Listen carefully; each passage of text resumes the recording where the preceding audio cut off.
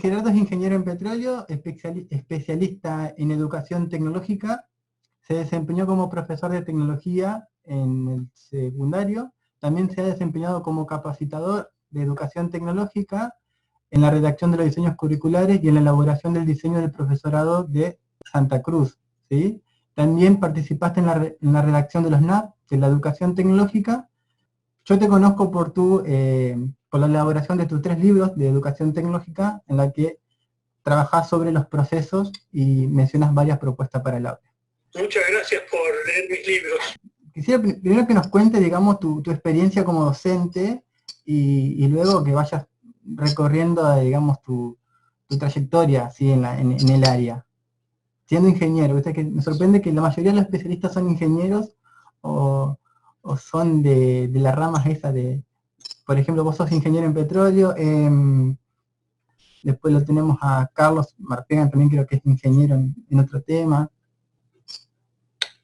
Sí, en los años 90, cuando estábamos bajo la Ley Federal de Educación y nuestra guía, digamos, eran los CBC, convocaron a gente de todas las provincias para hacer capacitación en las provincias. Y entre los perfiles solicitados era gente con formación técnica o con experiencia en educación técnica. Entonces ahí incorporaron a muchos que eran ingenieros o equipos de trabajo donde había uno con formación técnica y otro con formación pedagógica. Y bueno, de ese modo se fueron armando los equipos que perduraron después, ¿no?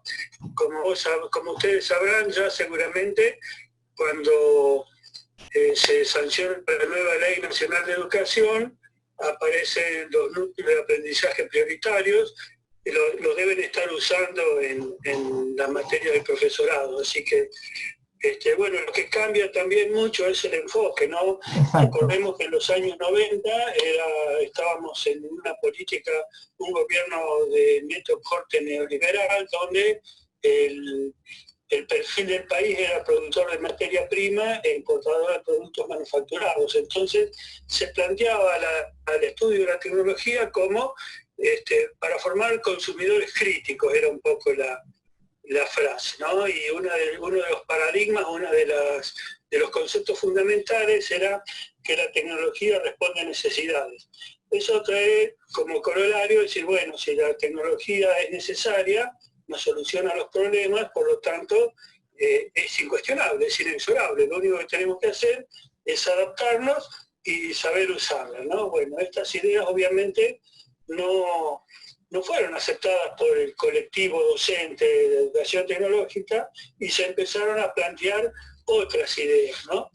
Y bueno, la principal de ellas es que tenemos que formar ciudadanos con formación en tecnología para crear una cultura tecnológica, es decir, para que empecemos a pensar que somos capaces de hacer la tecnología y no meramente de consumirla, ¿no? Entonces aparece esto del... Sí. Sí, no, justamente... ¿Querías hacer una interrupción?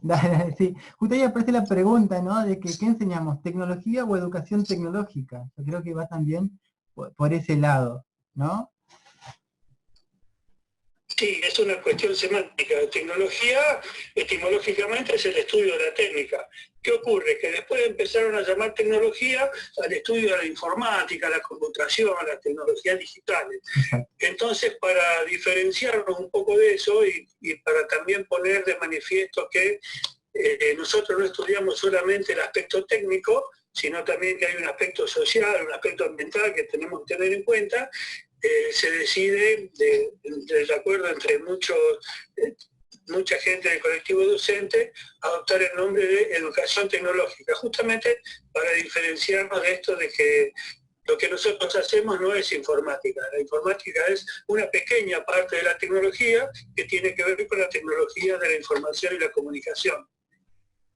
Entonces decíamos que lo que se trató de buscar es, bueno, cuáles son aquellos conceptos, aquellos objetos de estudio que hagan que nuestros estudiantes, analizando las tecnologías del pasado y las del presente, estén en condiciones de interpretar las tecnologías que todavía no existen, porque si nos limitamos a enseñar las tecnologías actuales o pasadas, sabemos que dentro de poco tiempo eso se vuelve obsoleto y ya no tiene sentido enseñar, ¿no? Lo vemos muy a diario con los programas de computación y los mismos sistemas informáticos que evolucionan tan rápidamente que la obsolescencia es muy rápida.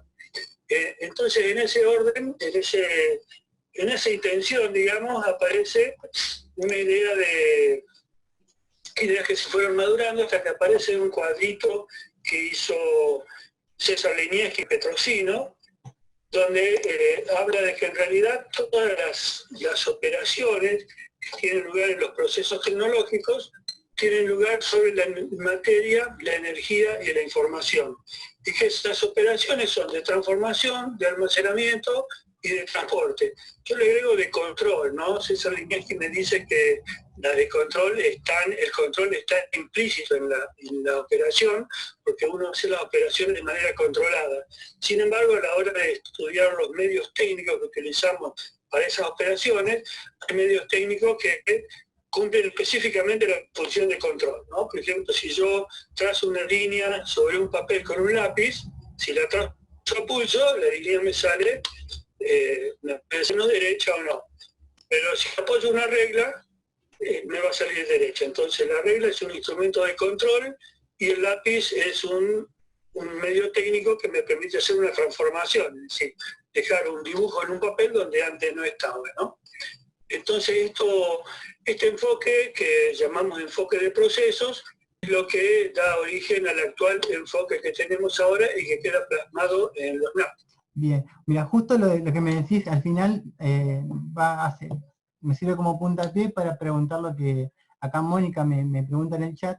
Dice, ¿cuál es la diferencia entonces entre el enfoque de procesos y el enfoque artefactual?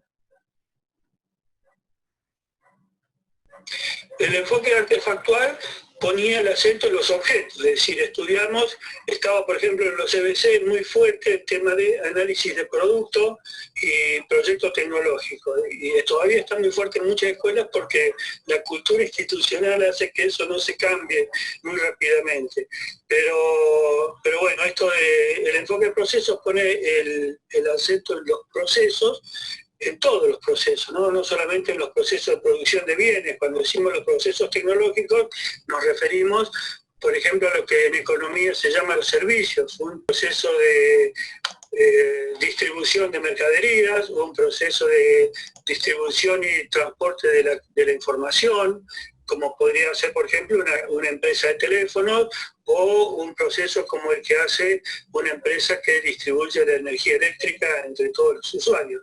Todos estos procesos son objetos de estudio para nosotros, y lo que vemos es que siempre se realizan operaciones sobre la materia, la energía y la información. Y en realidad también podríamos decir que el producto puede ser materia, energía o información.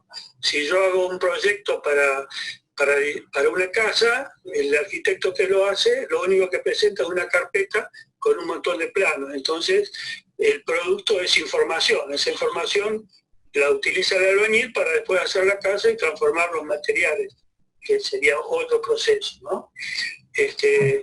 Esto nace de decir, bueno, ¿por qué estudiar las operaciones y los procesos? Porque estábamos pensando en cómo buscar aquellos conocimientos que nos permitan entender la generalidad de la tecnología, estudiando algunos casos, porque es imposible estudiar toda la tecnología porque es demasiado extensa. Entonces, ¿cómo hace la biología? Supongamos la botánica. ¿Estudia todos los miles, cientos de miles de plantas que hay en la naturaleza? No, estudia 3 o 4 y estudia las funciones que son comunes a todas las plantas, que es la fotosíntesis, que es la savia, qué función cumple la raíz, etcétera, etcétera. Entonces, esto es lo que hacemos en educación tecnológica. Nosotros podemos ver que con un puñado muy reducido de operaciones podemos llevar adelante todos los procesos. De la misma manera que con 27 letras del alfabeto podemos formar millones y millones de palabras. Eso es lo que tratamos de hacer. Otra pregunta, ¿cuáles son las operaciones que no deben dejar de enseñarse? Bueno, en mi librito yo hago una clasificación de las operaciones justamente cuando el producto es materia. Hay operaciones de transformación, de transporte, de almacenamiento y de control. Dentro de las operaciones de transformación, que en el caso de producción de bienes serían las más importantes porque lo que estamos haciendo es transformar materiales para producir bienes, y obviamente el almacenamiento, el transporte y el control son accesorias a las transformaciones, que es lo que el objetivo del proceso, digamos, es transformar la materia. Para transformar la materia podemos encontrar que hay transformaciones de forma, transformaciones de propiedades y transformaciones de composición. En las transformaciones de composición yo mucho no me meto porque implica conocimientos de química, sería aplicar conocimientos de química, por ejemplo, bueno, qué es la saponificación, cómo se combina una molécula no polar como un alcano con una molécula polar como un hidróxido de sodio para formar el jabón. Lo que sí podría ser de tecnología, bueno, ¿cómo fabrico el jabón? Bueno, lo pongo en un tacho, revuelvo la grasa con la soda cáustica. Eso sería un conocimiento tecnológico sin el conocimiento científico que nos da la química. Pero como es muy extenso y en la clase de química se estudian esos procesos, me parece más conveniente a mí, por lo menos, poner el foco en las transformaciones de forma y en las transformaciones de propiedades. Y dentro de las transformaciones de forma hay muy pocas en realidad. Podemos clasificar todos los modos en que transformamos los materiales en dos operaciones: corte y deformación, ¿no? Es lo mismo cortar papel que cortar madera que cortar acero, porque la operación es la misma, si bien cambian los medios técnicos en función de las propiedades de los materiales, en este caso la dureza, y también con la deformación. Es la misma operación inyectar plásticos en una matriz que modelar arcilla como hace el alfarero, ¿no? La operación es la misma. Y la propiedad asociada es la plasticidad. En cuanto a los otros insumos, en las operaciones sobre la energía y sobre la información, también en el librito verde y en el azul aparecen las que a mí me parecen más importantes, ¿no? La energía son las operaciones de transformación necesarias para pasar de un recurso natural, como puede ser la luz solar, el viento o la biomasa, a formas de energía que a nosotros nos resultan útiles, como mecánica, lumínica o calórica. Toda la información, bueno, también son otras operaciones, ¿no? Lo que me parece importante destacar es que el enfoque de procesos, una de los axiomas que postula es que las operaciones se mantienen a pesar de que los medios técnicos cambian, ¿no? Y el hombre ha ido delegando funciones que antes realizaba el hombre a los medios técnicos, es decir, antes araba con un arado de mano, empujando el arado, después se incorporó el caballo, después el caballo fue reemplazado por el tractor, y así sucesivamente. Fue delegando a los medios técnicos, primero el esfuerzo muscular y posteriormente el esfuerzo intelectual. En la época industrial había una máquina haciendo el trabajo con un motor que utilizaba una fuente de energía, pero había un operario controlando esa máquina.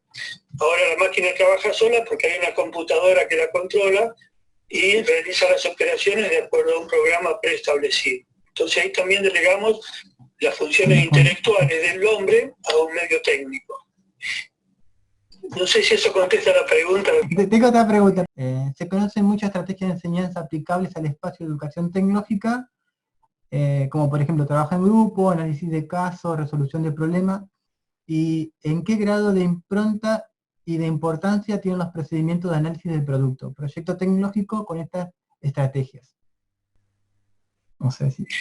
Bueno, en cuanto a las estrategias, tenemos que usar todas las estrategias que tengamos disponibles, porque no podemos estar haciendo siempre lo mismo en el aula, porque nuestros alumnos se aburren, primero, y en segundo lugar porque cada contenido, cada concepto que yo quiero desarrollar va a ser más favorable alguna estrategia determinada sobre las otras, ¿no?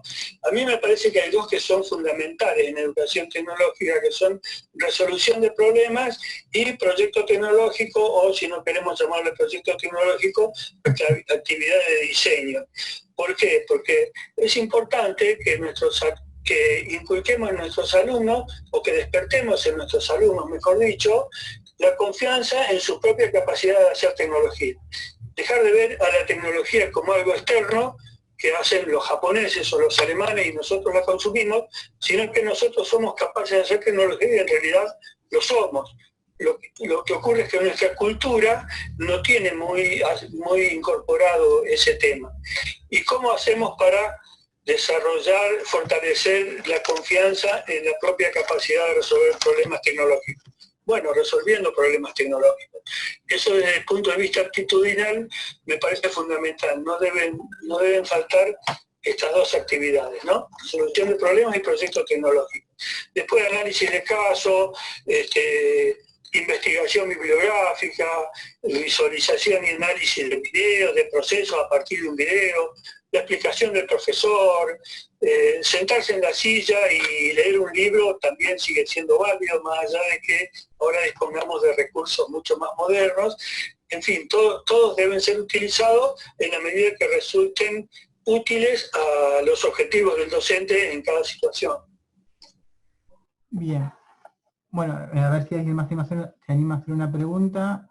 Acá tengo una lectura. Dice, no hay que olvidar la lectura y escritura como actividades más allá de las actividades que promueven en la disciplina. Leer y escribir deben estar presentes. ¿Sí? O sea, si vamos a hacer un análisis de una estrategia de resolución de problemas o de diseño, siempre acompañar una lectura y escritura. Creo que eso es lo que argumenta acá la colega. Bueno, puedo hacer un comentario en relación a eso. Sí. En cuanto a la forma de comunicar la información, la tecnología tiene su propio lenguaje.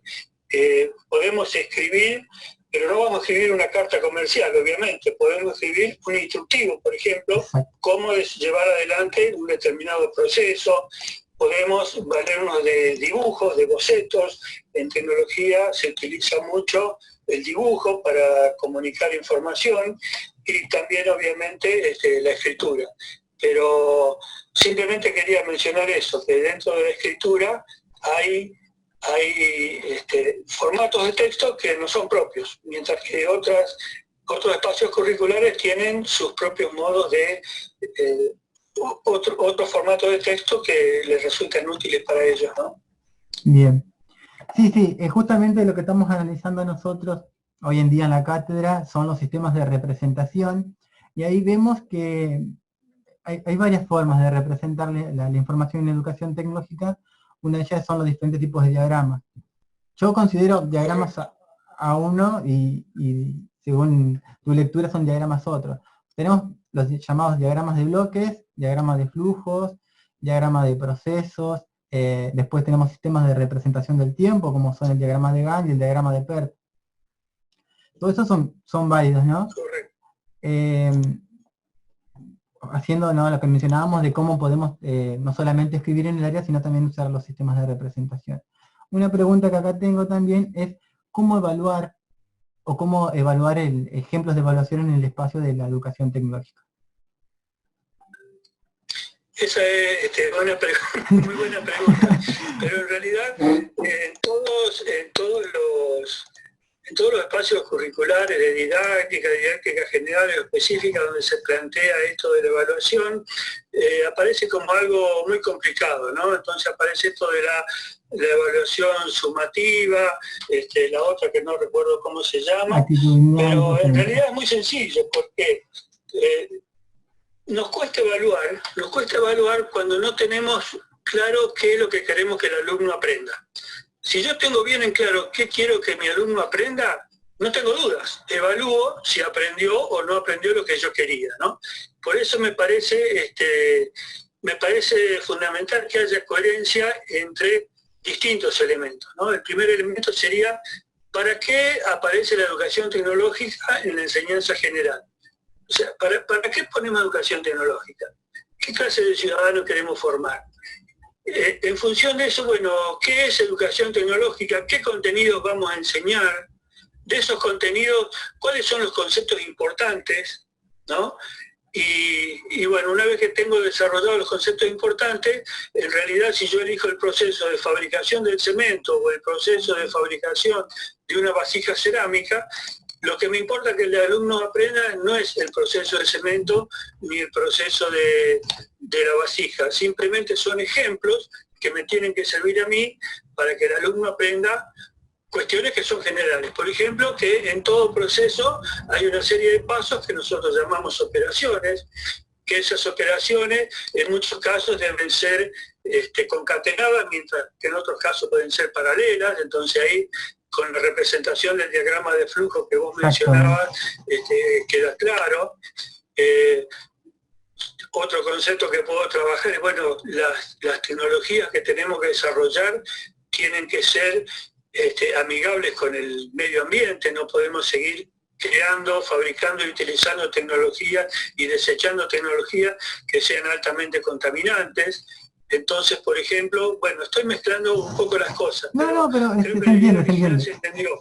Si yo tengo en claro qué quiero que nuestros estudiantes aprendan, es muy fácil evaluar, ¿no? Por ejemplo, si yo le pido a un alumno, estuvimos trabajando sustentabilidad ambiental durante un bimestre o una unidad didáctica, y después le pido a un alumno que diseñe una herramienta para cumplir una función determinada. Un ejemplo que es muy común es ayudar a una persona que no se puede agachar a levantar algo del piso. Puede ser otro, ¿no? Pero se me ocurre ese porque es muy común y está muy difundido. Bueno, si los estudiantes me hicieron una herramienta que funciona muy bien, pero la hicieron con un plástico que no es degradable, y que cuando yo la tire va a contaminar, evidentemente el concepto de sustentabilidad ambiental no lo incorporaron como yo esperaba. Cualquier actividad que aparece en todos los libros de didáctica es bueno para evaluar. Lo que sí es simplemente eso, tenemos que evaluar los conceptos, y una cosa que yo escribí en los libros es una serie de ideas básicas al final de cada capítulo que me permiten a mí, me sirven a mí como guía. Es decir, la idea básica no es una frase que el alumno tiene que repetir de memoria, sino es que un concepto al cual tiene que arribar al cabo de una serie de actividades. Y ese concepto tiene que ser capaz de aplicarlo ante una situación nueva. Porque si le doy la misma situación de antes, va a estar repitiendo algo y no sé si realmente se apropió de ese concepto o no. Exacto. Últimas preguntas, porque recordemos que tenemos un límite usando la aplicación Zoom y da para rato esta conversación. Se pasó volando el tiempo. Pasó volando, ya tengo media hora. Es genial. Está buenísimo la hablando. Una pregunta acá tengo de los dos lados. Me dicen, ¿qué contenidos reforzar del nivel primario para dar en el nivel secundario? Esa es una pregunta muy común acá en la provincia. Y otra pregunta también que tengo, que también la podemos asimilar, es ¿qué contenidos podemos dar en la formación inicial? O priorizar en la formación inicial. Dado que tecnología está pensado también para un nivel inicial, pero al menos acá en la provincia no está implementado. Bueno, en cuanto a la creatividad y la capacidad de hacer tecnología, los chicos en el nivel inicial lo tienen re claro. Eso no lo tengo que fortalecer. Lo único que tengo que tratar de hacer es no destruirlo. No imponerle cosas preformateadas, sino dejarlo en libertad de crear. Lo que sí puedo ir trabajando es algunas técnicas de transformación de materiales. Las maestras del nivel inicial trabajan mucho con plastilina, con masa de sal, con goma eva, con cartón. Bueno, ese tipo de actividades se viene haciendo en el nivel inicial desde hace mucho, y lo que yo podría hacer es aprovechar esas actividades para que los chicos diseñen y fabriquen productos tecnológicos. Puede ser también a través de un dibujo o de la construcción de algún objeto. De esa manera se van familiarizando con los materiales, con los medios técnicos, pueden ir analizando algunos de los medios técnicos que ellos utilizan, como la tijera, la cuchara, el lápiz, ¿no? Y poner de manifiesto que eso es una herramienta que me permite a mí realizar operaciones sobre los materiales.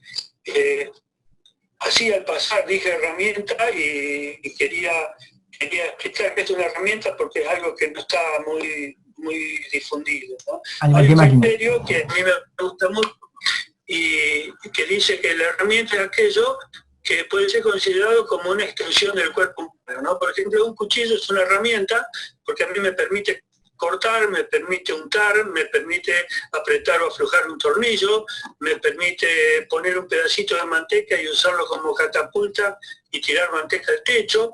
En fin, puedo realizar diversas operaciones con el cuchillo, pero va a depender del gesto técnico que hace el operador de la herramienta.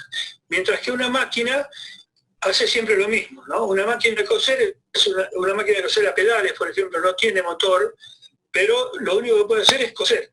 No puede hacer otra operación. Si yo quiero que surfile, además de coser, tengo que modificar la máquina para que haga otra operación diferente. Y el operario lo único que tiene que hacer es mover el pedal para que las poleas giren y la operación que realiza la máquina es siempre la misma, ¿no? Por eso las máquinas es muy fácil ponerle un motor y liberar al hombre del esfuerzo muscular.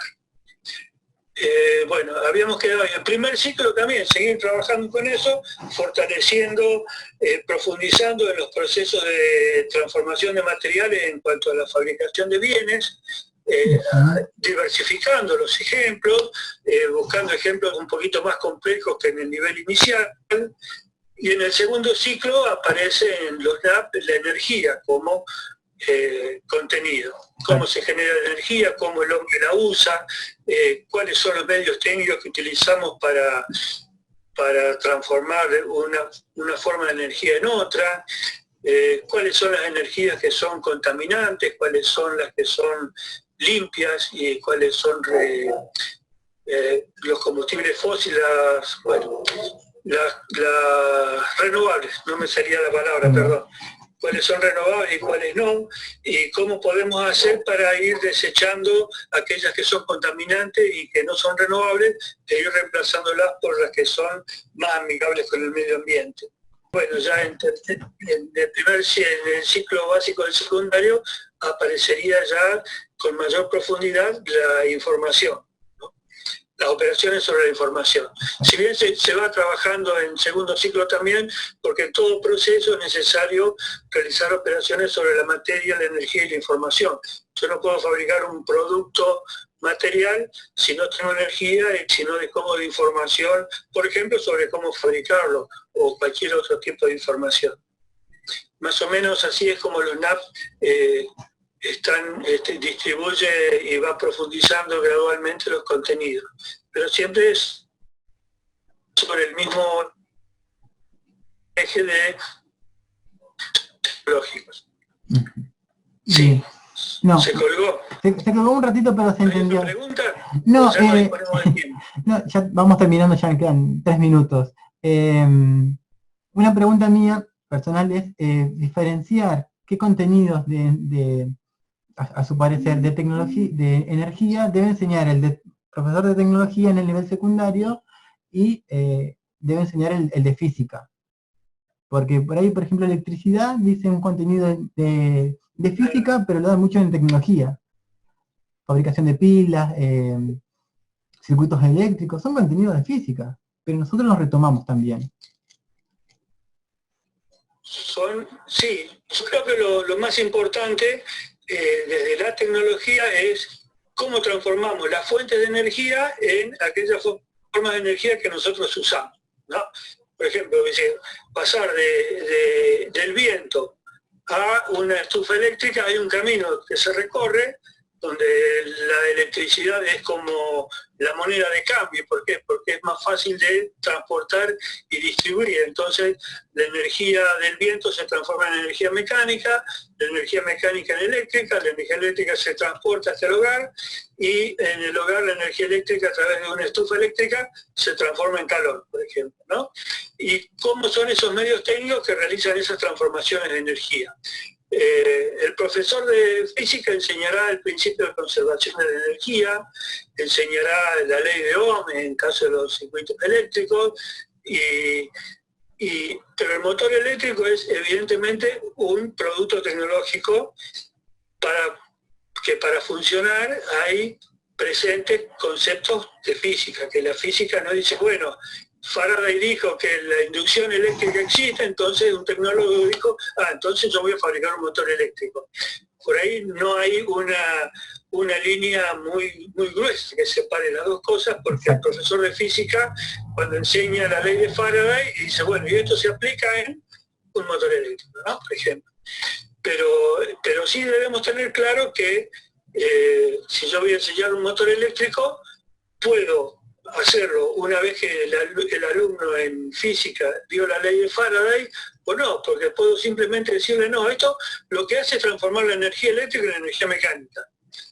¿Cómo funciona? Lo van a ver más adelante con el profesor de física. Gerardo, mira, se nos está acabando el tiempo. Mil gracias, la explicación. Los invito, bueno, a todos a leer su material, su bibliografía, que todos los que nos cuentan acá de manera oral lo tienen plasmado de manera escrita. Y bueno, no, desde ya, mil gracias, esta interacción, esta charla hacia la distancia, y nada, eso desde mi parte, desde la carrera y desde la institución. No, muchas gracias a ustedes, a mí me gusta mucho hacer esto, así que esta es una muy buena oportunidad. Y bueno, si ustedes consideran que estaría bueno que se repita, no tengo inconveniente, les mando un saludo a todos los estudiantes, a todos los profesores